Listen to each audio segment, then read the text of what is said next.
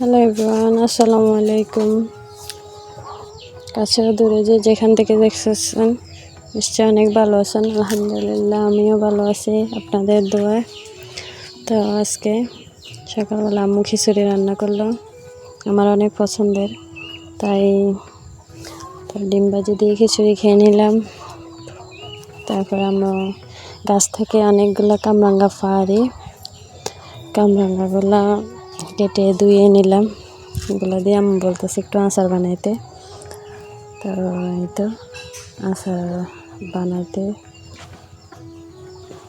শুরু করছি একে একে সব কিছু। আমি কখনো কামরাঙ্গার আচার বানাইনি, আজকে ফার্স্ট টাইম বানাবো। আল্লাহ জানে কীরকম হয়, কীভাবে বানাই ওটাও জানি না।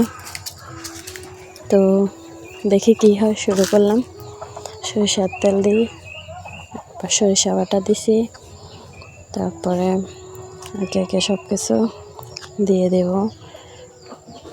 হলুদ, মরিচ, শুকনা মরিচ সব কিছু দিয়ে দেখি কী হয়। তো আপনাদের বাপের বাড়িতে আসলে কার কেমন কাটে? আমার তো অনেক ভালো কাটে, অনেক দিব্যি আছে, সংসারের কোনো যায় জামালা নাই, কিচ্ছু নাই। আছি বস খাইতেছি, কাজ কাম নাই, কিচ্ছু নাই। আজকে দু একদিন আছি, চলে যাব বাপের বাড়ি ছেড়ে। এখন থেকেই কীরকম কষ্ট লাগতেছে, চলে যেতে হবে। বাপের বাড়ির মায়াটা যেন কাটাতেই পারতেছে না। বাচ্চাদেরকে স্কুলে ভর্তি করে ফেলছে, না গেলেও হয় না, যেতেই হবে। তো এই যে মায়ের বাড়িতে আকাম্মা থাকলে যা হয় আর কি, এটা করতে ইচ্ছা করে, ওইটা করতে ইচ্ছা করে। বাবার স্বামীর বাড়িতে তখনও নিজের যে একটু শরীর চর্চা করবো, ওইটারও কোনো সময় পাই না, আর অন্য কিছু তো বাদে দিলাম। তো এখানে কেমনে আছি, ওই জন্য আম্মুও বলতেছে এতগুলো কামরাঙ্গা নষ্ট হয়ে যাবে, তা দেখি পারি কিনা করতে। তেঁতুলের টক দিলাম একটু,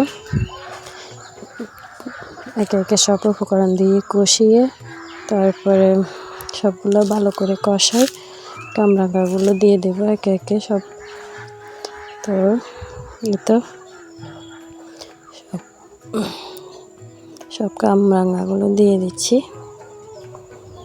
সাথে কিছু রসুনও দিব। আমার বাচ্চা আবার রসুন খেতে অনেক পছন্দ করে, আচার থেকে সব রসুন ও খুঁজে খুঁজে খাবে। আচার থেকেও আচারের রসুনগুলো বেশি পছন্দ করে, তো ওর জন্য রসুনও কিছু দিলাম। তো ডেকে দিছি। আমি এখানে একটা ভুল করছি, কামরাঙ্গাগুলো আগে সিদ্ধ করে পানি ফেলাই দেওয়া দরকার ছিল না। এই যে এত পরিমাণে পানি বের হয়েছে, এগুলো শুকাইতে আমার অনেক সময় লাগছে, পানি শুকাইতেছে না। যাক, ফার্স্ট টাইম বানাইছি, খারাপ হয় না, মোটামুটি ভালো হয়েছে।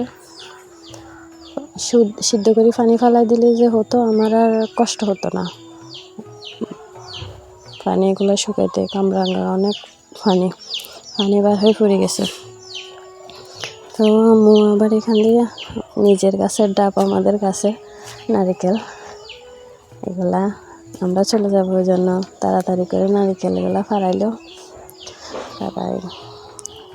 তো আমার ছেলে আবার অনেক পছন্দ করে নারকেল ডাবের পানি, তো দাঁড়া দিছে খাবে ডাবের পানির জন্য।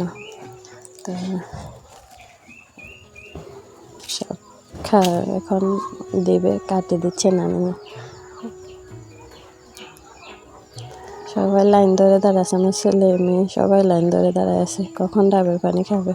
নানিকে বলতেছে এগুলো মাঝখান দিয়ে কাটেন, ডাবের পানি ভিতরে শ্বাস খাবো। তো এতে কেমন লাগলো ভিডিওটি? ভালো লাগলে অবশ্যই লাইক করবেন। আল্লাহ।